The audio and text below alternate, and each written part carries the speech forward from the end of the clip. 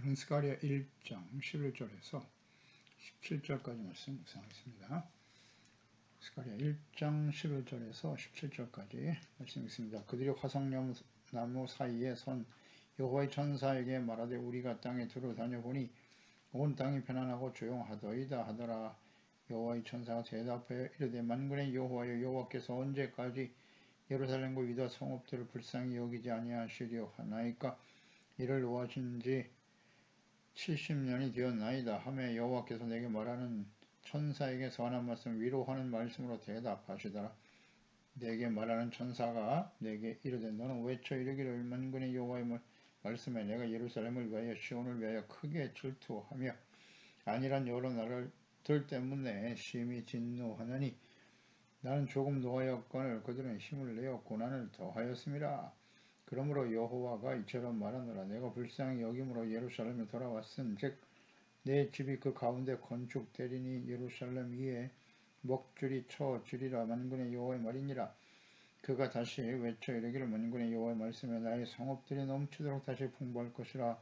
여호와가 다시 시온을 위로하며 다시 예루살렘을 택하리라 하라 하니라. 아멘. 예루살렘에 대한 하나님의 사랑과 회복 환상을 스가랴 선지자에게 보게 하셨는데요. 하나님께서 장차 이스라엘에 행하실 계획과 뜻을 선지자에게 환상을 통해서 말씀하셨습니다. 계시하신 것이죠. 그 붉은 말을 타고 있는 사람, 그리고 자줏빛 말과 백마를 탄 사람들, 이 사람들은 누구냐? 하나님의 천사들이라고 말했죠. 말씀하십니다. 붉은색 말, 이것은 이제 심판과 관련된 것으로 보이고, 화석류나무는 이스라엘을 상징하는 것으로 보이죠. 그 화석류나무가 이스라엘에 대한 미래의 어떤 희망, 약속을 상징적으로 보여주고 있습니다. 그래서 바벨론 포로에서 회복되어 이스라엘이 이제 새롭게 될 것이다. 궁극적으로는 그리스도를 보내주심으로써 이루실 하나님 나라의 회복에 대해서 잘 말씀해주고 있는 것입니다. 이 환상의 의미가 그러합니다. 그래서 이 환상을 통해서 이스라엘 백성 70년 포로 생활에서 어떻게 돌아왔는가, 또 그 이후에 하나님께서는 다시 예루살렘으로 돌아온 하나님의 백성들에게 어떤 마음과 생각과 뜻을 갖고 계시는가에 대해서 자세히 말씀하고 있습니다. 12절에 보면 하나님께서 그들을 어떻게 회복시켜 주실 것인가 과정을 잘 말씀하고 있는데요. 땅을 두루 살피고 돌아온 천사들이 예루살렘을 불쌍히 여겨 주실 것을 하나님께 간구하고 있죠. 언제까지 유다 성읍들과 예루살렘을 불쌍히 여기지 아니하시려나이까. 그 이전에 먼저 11절을 봐야 되겠죠. 11절에 두루다니면서 보니까 온 땅이 평안해가고 조용했다라고 보고하고 있죠. 조용했다. 예루살렘은 겉으로는 평안해 보이죠. 바사왕 고레스에 의해서 집권한 다리오 왕이 다스리던 때에 강력한 힘을 바탕으로 인해서 주변 나라들을 정복하고 다스리니까 외적으로는 평안해 보였을 것입니다. 그 누구도 이제 침략의 위협이 있을 수 없으니까요. 당시에 예루살렘 성전 건축이 중단된 상태고 여러 가지 방해가 있었습니다만 예루살렘이 황폐한 가운데 있었기 때문에 평안해 보였을 수도 있습니다. 그러나 하나님께서 이 예루살렘을 심판하시고 포로 생활에 들어간 하나님의 백성들은 결코 평안할 수 없었겠죠. 그래서 12절에 예루살렘을 불쌍히 여겨주실 것을 천사들이 간구하는 내용이죠. 그래서 언제까지 유다 성읍들과 예루살렘을 불쌍히 여기지 아니하시려나이까. 노하신 지 70년이 되었습니다. 바벨론에게 패망하고 포로로 끌려온 지 지금 70년이 지난 시기였다는 거죠. 그러니까 언약의 백성들이 패망한 원인, 그것은 하나님께서 노하셨다. 노하신 지 70년이라는 말씀. 예루살렘을 불쌍히 여겨달라라는 간구죠. 그러니까 패망의 원인은 하나님께서 노하셨기 때문이다. 하셨다. 그러니까 하나님의 진노는 하나님의 공의를 의미하는 거예요. 하나님은 공의로 심판하시는 하나님이시기 때문에 그 심판하시는 하나님, 그 진노하시는 하나님, 이것을 이제 분명히 알고 있어야 돼요. 그러니까 이스라엘 백성들이 멸망한 원인, 하나님의 긍휼이 사라진 것이죠. 더 이상 불쌍히 여기지 아니하시고 하나님의 공의가 작동됐다. 진노하셨다. 그러니까 우상 숭배의 죄악에서 돌아오지 않았죠. 하나님의 말씀을 거부하고 대적했어요. 불순종, 무지 완악함이 멸망의 원인인데 예레미야 21장 7절에 보면 여호와의 말씀이니라 그 후에 내가 유다왕 시드기야와 그의 신하들과 백성과 및 이 성읍에서 전염병과 칼과 기근에서 남은 자를 바빌론 드므라스를 왕의 손과 그들의 원수의 손과 그들의 생명을 찾는 자들의 손에 넘길 것이다. 그가 칼날로 그들을 측은히 여기지 아니한다. 긍휼히 여기지 아니하며 불쌍히 여기지 아니할 것이라 하셨나니라. 그러니까 하나님의 긍휼이 사라진 공의의 심판. 이것은 죄악에 대한 하나님의 진노하심이죠. 이게 스스로 자초하는 거예요. 하나님께서는 끊임없이 하나님의 공의에 대해서 말씀하시면서 죄에 대해서는 하나님이 심판하실 수밖에 없어요. 그러니 죄를 버리고 돌아오라. 그러면 내가 너희를 너그럽게 용서할 것이다. 하나님은 그걸 원하시는 거죠. 죄를 인정하고 하나님께 돌아와서 자비와 긍휼을 구하면 용서해 주신다는 거죠. 근데 끝까지 이것을 거부하죠. 그렇기 때문에 하나님의 진노가 임할 수밖에 없다는 거, 구약 성경을 통해서 우리가 깨닫는 교훈입니다. 예레미야 52장 3절에도 보면 여호와께서 예루살렘과 유다에게 진노하심이 그들을 자기 앞에서 쫓아내시기까지 이르렀더라. 시드기야가 바벨론 왕을 배반하니라. 그러니까 하나님의 긍휼이 사라진 하나님의 진노하심으로 바벨론에 의해서 하나님의 언약의 백성 유다, 이스라엘은 멸망의 길을 갈 수밖에 없었던 거죠. 그러니까 이 모든 사실과 하나님과 그분의 뜻을 알고 있는 천사는 하나님께 예루살렘에 대한 긍휼을 구하면서 간구하고 있는 것입니다. 그 간구의 내용은 역시 하나님께서 약속하신 그 말씀에 근거하여 기도하고 있는 거예요. 언제나 우리의 기도는 하나님의 말씀에 근거해야 돼요. 과거 하나님께서 약속하신 70년간의 포로 생활에 대한 약속에 근거한 기도였다는 거 주목해야 됩니다. 예레미야 29장 10절에 여호와께서 이와 같이 말씀하시니라. 바벨론에서 70년이 차면 내가 너희를 돌보고 나의 선한 말을 너에게 성취하여 너희를 이곳으로 돌아오게 하리라. 주님이 약속하셨어요. 그러니까 바벨론에 의해서 멸망당하는 것은 하나님의 공의의 시련이었지만 하나님께서 그렇게 결정하실 수밖에 없었던 이유, 포로 생활을 통해서 그들을 연단하시고 새롭게 하시기 위한 하나님의 뜻이었다는 거죠. 70년 동안 연단하실 것이다. 포로 생활해야 해. 시간을 딱 정해두셨어요. 이게 은혜죠, 사실은. 시간을 정해주신 게 은혜입니다. 과거 이스라엘 백성들 광야에서 말이죠. 하나님께서 함께 하시면서 만나를 내려 먹이시면서 기사와 이적을 행하시면서 인도하셨는데 그들이 하나님께 불순종하고 불신앙하고 원망 불평하고 가나안 땅에 들어갈 수 없다고 탄식하고 그때 이제 하나님께서 그러면서 그들이 한 말이 차라리 여기서 죽는 게 낫다 말씀을 그들의 말을 들으셨죠. 그래서 40년 동안 광야에서 있게 하셨단 말이죠. 그 40년의 기간은 연단의 시간이에요. 가나안 땅에 들어가기 위해서 하나님의 거룩한 백성으로 살아가기 위해서 반드시 필요한 과정이었죠. 잘 인내해야죠. 인내와 연단의 과정을 거쳐서 하나님의 소망을 이루어드려야 하는 거예요. 그 소망의 내용이 무엇인가를 정확하게 이해할 수 있어야 되죠. 하나님께서 70년 동안 포로 생활을 하게 하신 이유가 뭐냐. 예루살렘, 하나님의 나라의 회복을 위해서요. 하나님이 다스리시는 하나님의 나라. 그리고 그 백성들은 그 말씀을 듣고 지켜 순종하는 의롭고 거룩한 백성이 되는 거죠. 이 하나님의 소망이에요. 하나님의 뜻이고 그래서 시련과 징계와 환난의 시간, 연단의 시간을 보내게 하시는 것입니다. 이것을 알고 하나님 앞에 좀 간구하고 있는 거죠. 70년 동안 때가 찼으니 이제 하나님이요 불쌍히 여겨주시고 인도해 주세요. 긍휼히 여겨주세요. 라고 간구하고 있는 거죠. 자, 여기서 우리는 기도의 중요한 교훈을 얻어야 돼요. 우리의 기도는 자신의 뜻을 성취하기 위해서 드리는 기도가 아니라 하나님의 말씀에 근거하여 하나님의 말씀과 뜻을 이루기 위해서 기도해야 되는 거죠.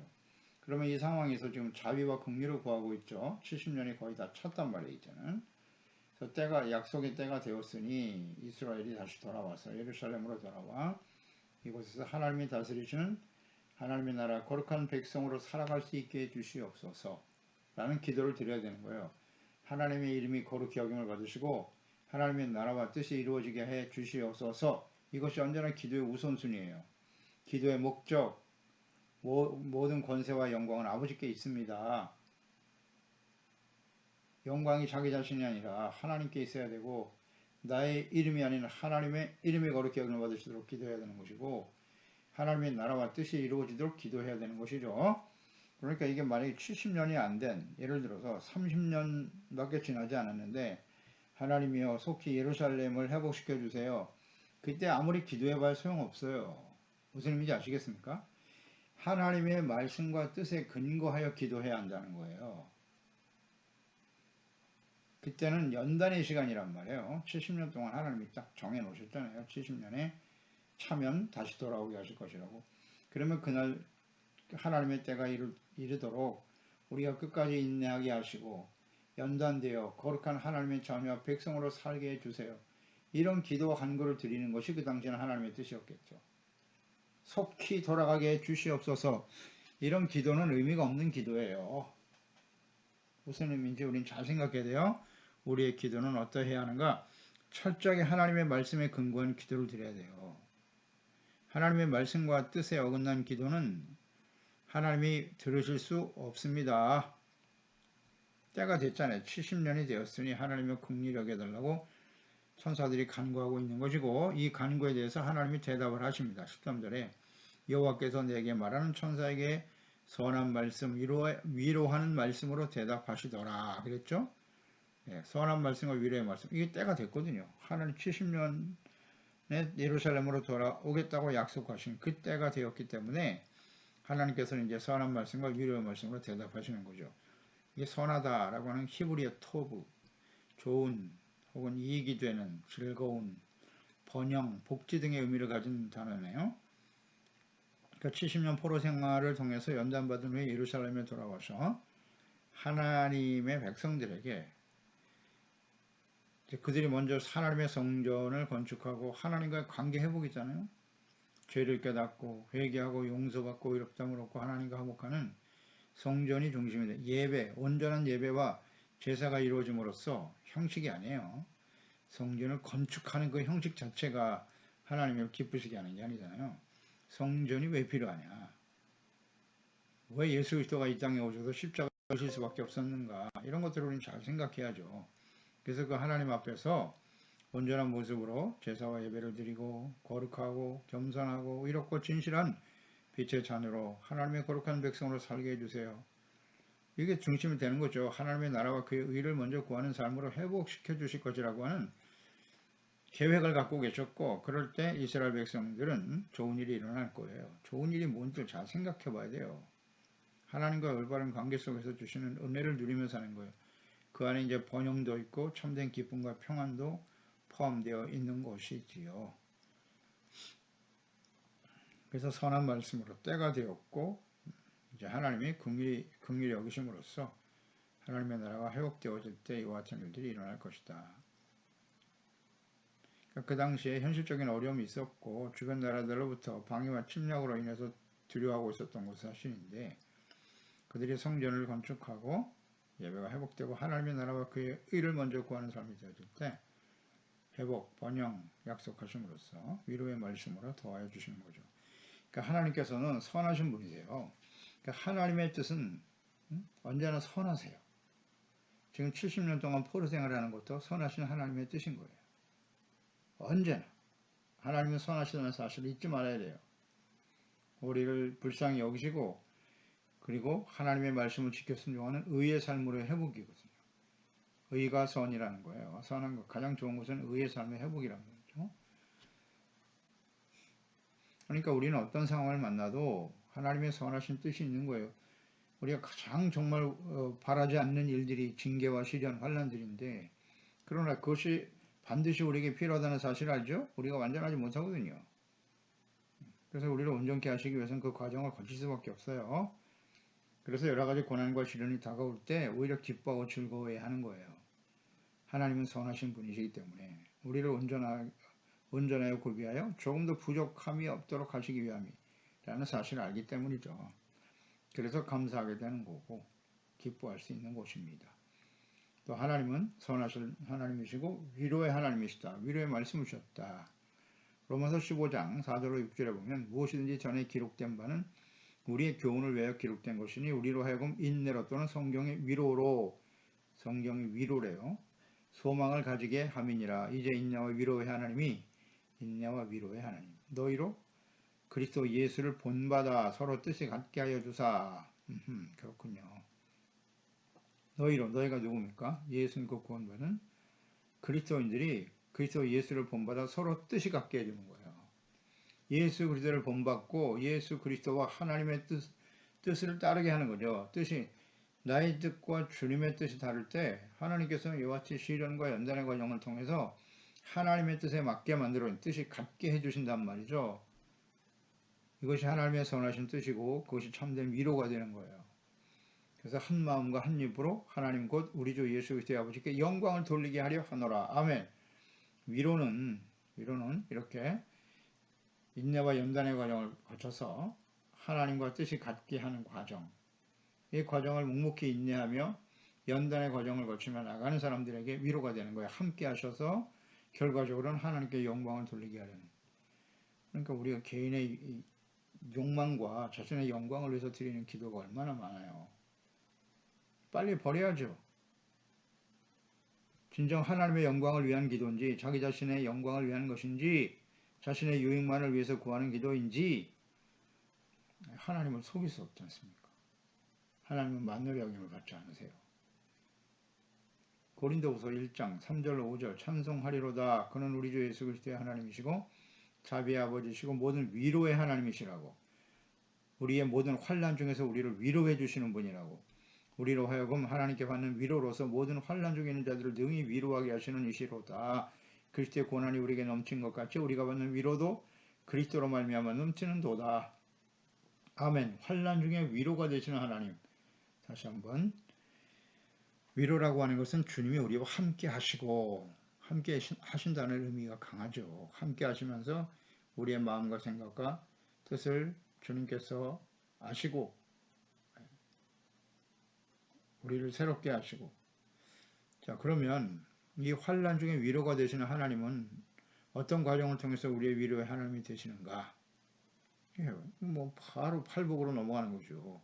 심령이 가난한 자는 복이 있다. 천국이 저희 것이며 애통하는 자는 복이 있나니 저희가 위로를 받을 것임이라. 위로는 어떤 사람에게? 애통하는 자. 애통하는 자는 뭐죠? 심령이 겸손이라고 하는 건 하나님 앞에서 자신의 모습을 발견하고 깨닫고 자백하는 것이고, 애통은 자기의 죄 때문에 눈물을 흘릴 수 있는 것. 그럴 때 위로가 찾아오는 거예요. 그러니까 환난은 인내 연단을 거쳐서 하나님의 소망을 이루는 과정이란 말이죠. 그러니까 그 환난 중에 시련과 어려움을 만날 때 진실한 마음으로 자신의 죄를 깨닫고 회개하고 돌이킬 때 위로의 하나님이 함께 하신다. 그리스도로 말미암아 위로가 넘치는 도다. 아멘. 이건 모르면 안 돼요. 진심으로 하나님 앞에서 자신의 잘못을 깨닫고 돌이키는 자에게 위로가 임하는 거예요. 14절에 내게 말하는 천사가 내게 이르되 너는 외쳐 이르기를 만군의 여호와의 말씀에 내가 예루살렘을 위하여 시온을 크게 질투했다. 하나님께서 예루살렘을 위해서 시온을 위해서 질투하셨다는 말씀하셨는데 뭐 이것은 이미 오래전에 출애굽기 또 신명기 과거 애굽에서 구원받은 이스라엘 백성들 광야에 있을 때 하신 말씀이에요. 하나님께서는 질투하시는 분이라고. 출애굽기 34장 14절에 너는 다른 신들에게 절하지 말라고. 우상 여호와는 질투라 이름하는 질투의 하나님이야. 신명기 4장 24절 내 하나님 여호와는 소멸하는 불이시고 질투하시는 하나님이라고 말씀하셨어요. 신명기 6장 15절에도 너희 중에 계신 너희 하나님 여호와는 질투하시는 하나님이신 즉 너희 하나님 여호와께서 너에게 진노하사 너를 지면에서 멸절시킬까를 두려워하라. 예, 우상 섬기지 말라고. 하나님은 질투하시는 하나님이라고. 그러니까 하나님께서 사랑하시는 하나님의 백성들이 하나님을 버리고 우상을 섬기고 회개하고 돌이키지 않을 때 충분한 기회를 주시죠. 말씀을 보내시면서 기다리신다고요. 그런데 돌이키지 않으면 질투하시는 하나님 공의의 심판 앞에 서게 된다는 거. 이건 피할 수 없는 하나님의 속성이에요. 변하지 않는 하나님의 속성이에요. 이거 피할 수가 없어요. 피하는 길은 다 하나. 하나님의 공의 심판에서 피하기 위해서는 어떻게 해야 돼요? 간단하죠. 말씀을 듣고 회개하고 자복하고 돌이키면 되는 거예요. 뭐 어렵지 않죠. 근데 끝까지 고집 부리잖아요. 완악하죠. 무지하고 완악해. 하나님은 우리가 원하시는 바를 해주셔야 합니다. 사랑의 하나님만 계속 강조하는 거예요. 거짓 선지자들. 거기에 영향을 받아가지고 맨날 사랑의 하나님만 이야기하고 있어요.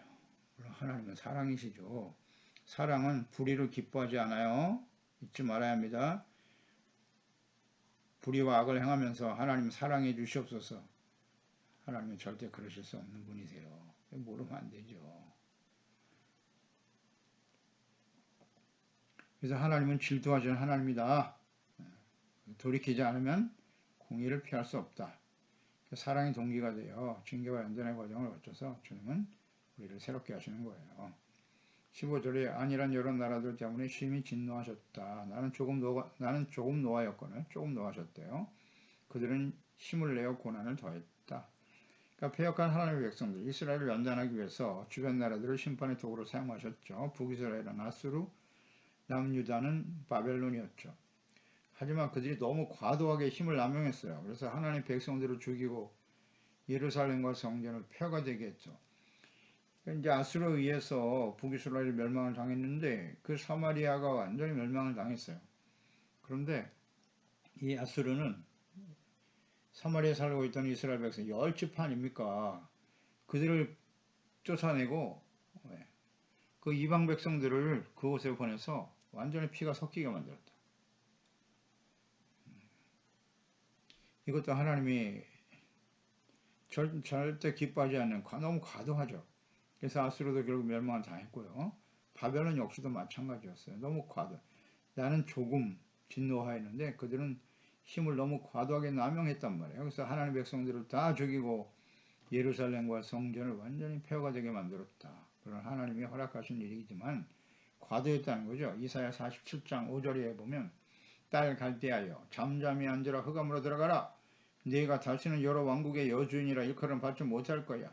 전에 내가 내 백성에게 노하여 내 기업을 욕되게 하여 그들을 내 손에 넘겨 주었거늘 내가 그들을 긍휼히 여기지 아니하고 늙은이에게 내 멍에를 심히 무겁게 메우며 말하기를 내가 영영이 여주인이 되리라 하고 이 일을 내 마음에 두지도 아니하며 그들의 종말도 생각하지 아니하였도다. 보세요. 바벨론이 너무 심했다는 거예요. 불쌍히 여긴 마음이 전혀 없었다. 물론 하나님의 긍휼히 여기지 아니하시고 그들의 손에 붙이신 면은 있지만 너무 과도했다. 그래서 예루살렘과 성전을 파괴한 바벨론에게도 하나님이 보복하신다. 예레미야 51장 11절에 화살을 갈며 둥근 방패를 준비하라. 여호와께서 메대 왕들의 마음을 부추기사 바벨론을 멸하시기로 뜻하시나니 이는 여호와께서 보복하시는 것이요 곧 그의 성전을 위하여 보복하시는 것이다. 아멘. 교만했죠. 교만하고 하나님의 성전에서 가지고 나온 술잔을 가지고 말이죠.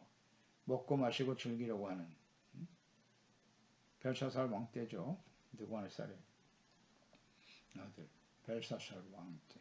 이런 교만한 일이 벌어지니까 하나님께서 친히 손이 나타나서 벽에 글씨를 쓰고 너의 왕조는 끝이다.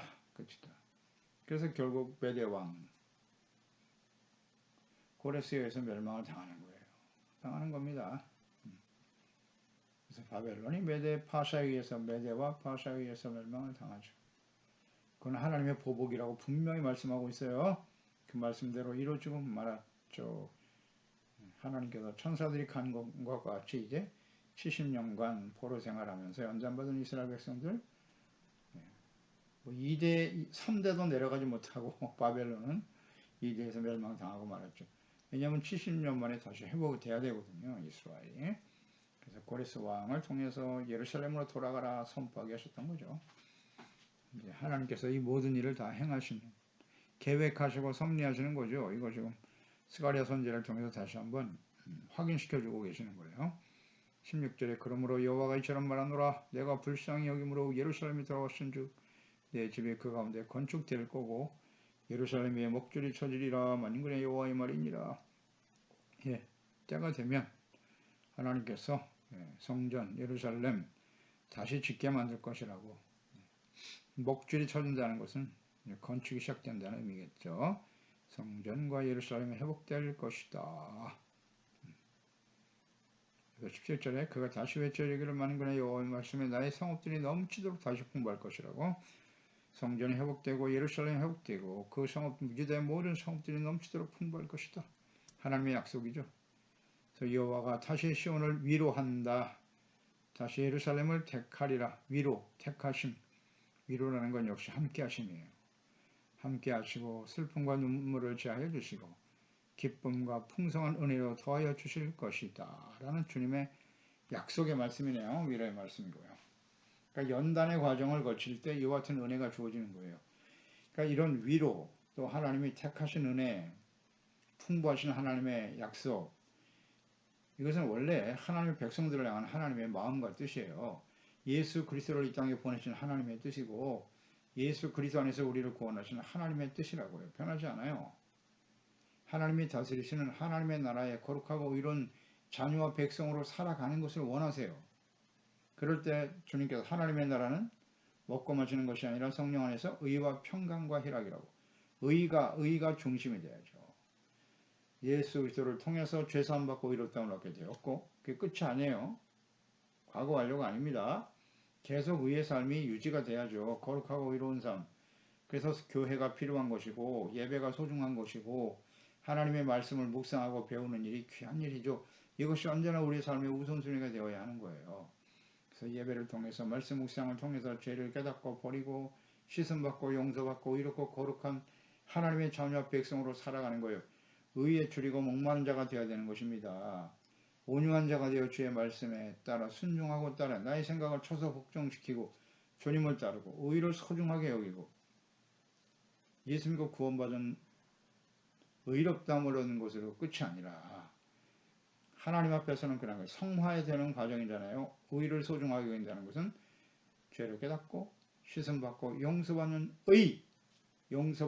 의 이것을 소중하게 쭉 이어나가야 된단 말이죠. 그럴 때 하나님의 나라와 이 거룩한 백성으로 살아가는 것이 삶의 우선순위가 되어질 때 그냥 예배가 형식이 되는 것이 아니라 진심으로 예배를 통해 하나님의 말씀 앞에서 자신의 온전하지 못한 모습을 깨닫고 진실한 마음으로 통회하고 돌이키고 그 주님의 사랑과 은혜를 받아들여 의를 소중하게 여기는 의롭고 거룩한 백성으로서 주시는 참된 평안과 기쁨을 누리며 성숙한 그리스도인의 모습으로 자라가는 것이죠. 그럴 때 하나님께서 우리의 모든 삶에 필요한 것을 풍성히 채워주시는 이것이 하나님의 뜻이죠. 위로가 되시고 선하신 말씀으로 우리와 함께 하신다.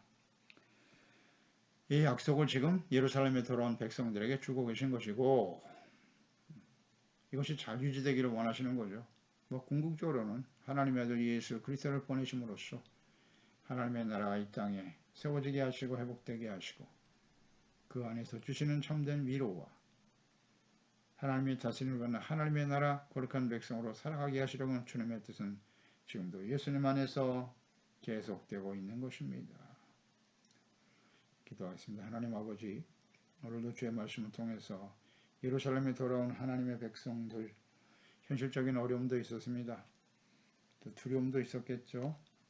하지만 하나님께서는 예루살렘에 돌아온 하나님의 백성들 어떤 의미가 있나요? 70년 동안 연단의 과정을 거쳐서 과거 조상들이 범했던 우상 숭배 또 하나님의 말씀에 대해서 잘 모르죠. 무지예요. 공의의 하나님에 대해서 몰랐어요. 그리고 하나님의 자녀들이 어떻게 거룩한 백성으로 살아가야 할 것인가에 대한 하나님의 뜻에 대한 무지 또 주님은 말씀하시지만 돌이키지 않은 완악함 이것이 결국 하나님의 공의를 작동시켰고 하나님이 질투하시는 하나님이라는 사실 공의의 하나님이라는 사실을 그들은 간구하고 있었던 거죠. 그래서 결국 하나님께서는 70년 동안의 포로 생활과 연단의 과정을 허락하실 수밖에 없었죠. 그래도 하나님은 언제나 선하신 분이세요. 그런 과정을 통해서 하나님의 선하신 뜻을 이루고 예루살렘에 돌아온 하나님의 백성들을 향하여 하나님께서는 위로의 말씀과 선한 말씀으로 응답해 주셨습니다. 아버지여, 이와 같은 긍휼과 사랑과 자비하심으로 죽어 마땅한 죄인인 저희들을 구원해 주시고 하나님의 자녀 되게 하시고 의롭게 만들어 주신 것 감사드립니다. 우리가 이런 하나님의 자녀가 된 건 너무나 소중한 일이고요. 그 이후에 우리가 이 땅에 하나님의 나라를 바르게 세우고 영원한 하나님의 나라를 유업으로 받기 위해서 우리가 하나님의 말씀을 주야로 묵상하고 온전한 예배와 영과 진리로 드리는 예배를 통해서 우리 자신을 하나님 앞에 온전한 거룩한 제사장으로 회복되어 우리 자신뿐만 아니라 우리와 함께하는 가족들, 또 함께하는 교회 지체들, 이웃들을 예수 그리스도 안에서 구원받게 하는 이 선하신 하나님, 참된 위로가 되시는 하나님을 우리가 삶 속에 깨닫고 감사하고 찬양하며 증거하는 우리 소중한 지체 가족들, 자녀들 다 되게 하소서. 예수님의 이름으로 기도드립니다. 아멘.